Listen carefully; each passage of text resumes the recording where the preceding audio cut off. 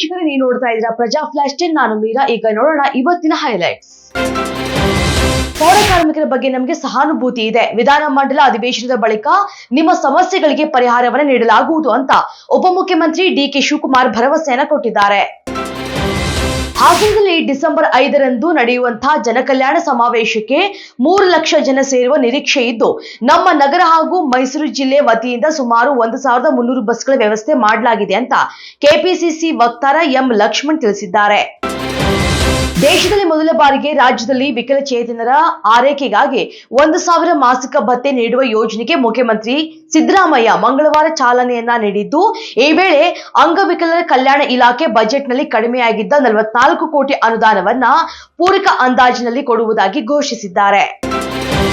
ಶಾಸಕ ಬಸನಗೌಡ ಪಾಟೀಲ್ ಯತ್ನಾಳ್ರ ವಿಷಯವನ್ನ ಕೇಂದ್ರದ ವರಿಷ್ಠರು ಗಮನಿಸ್ತಾ ಇದ್ದಾರೆ.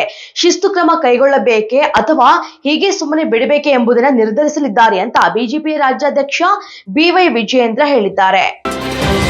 ಕೇಂದ್ರ ಭಾರಿ ಕೈಗಾರಿಕಾ ಸಚಿವ ಎಚ್.ಡಿ. ಕುಮಾರಸ್ವಾಮಿ ಅವರನ್ನ ಕರಿಯ ಎಂದವರ ವಿರುದ್ಧ ಕ್ರಮ ಕೈಗೊಂಡಿಲ್ಲ. ವಿಧಾನಸೌಧದಲ್ಲಿ ಪಾಕಿಸ್ತಾನ್ ಜಿಂದಾಬಾದ್ ಎಂದ್ರು ಅವರನ್ನ ಏನೂ ಮಾಡಿಲ್ಲ. ಆದ್ರೆ ತಮ್ಮ ವಿರುದ್ಧ ಮಾತ್ರ ಪ್ರಕರಣ ದಾಖಲು ಮಾಡುತ್ತಾರೆ ಅಂತ ವಿಶ್ವ ಒಕ್ಕಲಿಗರ ಮಹಾಸಂಸ್ಥಾನ ಮಠದ ಕುಮಾರ ಚಂದ್ರಶೇಖರನಾಥ ಸ್ವಾಮೀಜಿ ಅಸಮಾಧಾನವನ್ನ ವ್ಯಕ್ತಪಡಿಸಿದ್ದಾರೆ.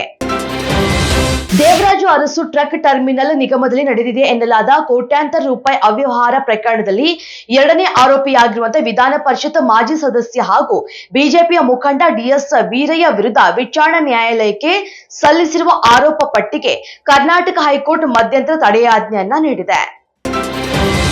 ಚಂಡೀಗಢ ಭಾರತೀಯ ನ್ಯಾಯ ಸಂಹಿತಾ, ಭಾರತೀಯ ನಾಗರಿಕ ಸುರಕ್ಷಾ ಸಂಹಿತಾ ಮತ್ತು ಭಾರತೀಯ ಸಾಕ್ಷಿ ಅಧಿನಿಯಮಗಳು ಎಂಬ 3 ಹೊಸ ಕ್ರಿಮಿನಲ್ ಕಾನೂನುಗಳನ್ನ 100% ಜಾರಿಗೆ ತಂದಿರುವ ದೇಶದ ಮೊದಲ ಕೇಂದ್ರಾಡಳಿತ ಪ್ರದೇಶವಾಗಿದೆ.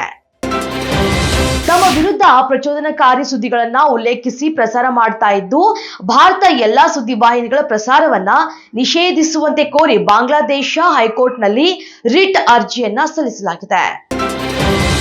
ಸೈಯದ್ ಮುಸ್ತಫಾ ಅಲಿ ಟ್ರೋಫಿ 2024 ಬರೋಡಾ ವಿರುದ್ಧದ ಪಂದ್ಯದಲ್ಲಿ 4 ಓವರ್ಗಳನ್ನು ಎಸೆದ ಶ್ರೇಯಸ್ ಗೋಪಾಲ್ 19 ರನ್ ನೀಡಿ 4 ವಿಕೆಟ್ ಕಬಳಿಸಿದ್ದಾರೆ. ಈ 4 ವಿಕೆಟ್ಗಳಲ್ಲಿ 3 ವಿಕೆಟ್ಗಳು ಸತತವಾಗಿ ಸಿಕ್ಕಿದ್ದವು ಎಂಬುದು ವಿಶೇಷ. ಈ ಮೂಲಕ ಶ್ರೇಯಸ್ ಹ್ಯಾಟ್ರಿಕ್ ವಿಕೆಟ್ ಸಾಧನೆ ಮಾಡಿದ್ದಾರೆ.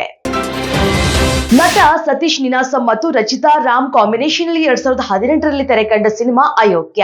ಬಾಕ್ಸ್ ಆಫೀಸ್ ನಲ್ಲಿ ಈ ಸಿನಿಮಾ ಉತ್ತಮ ಕಮಾಯಿ ಮಾಡಿತ್ತು. ಇದೀಗ ಅದೇ ತಂಡ ಅಯೋಗ್ಯ ಪಾರ್ಟ್ 2 ಸಿನಿಮಾ ಮಾಡೋದಕ್ಕೆ ಮುಂದಾಗಿದೆ. ಇದಿಷ್ಟು ಇವತ್ತಿನ ಪ್ರಜಾ ಫ್ಲಾಶ್. ಇನ್ನಷ್ಟು ಅಪ್ಡೇಟ್ಸ್ಗಾಗಿ ನೋಡ್ತಾ ಇರಿ ಪ್ರಜಾಧ್ವನಿ ಟಿವಿ.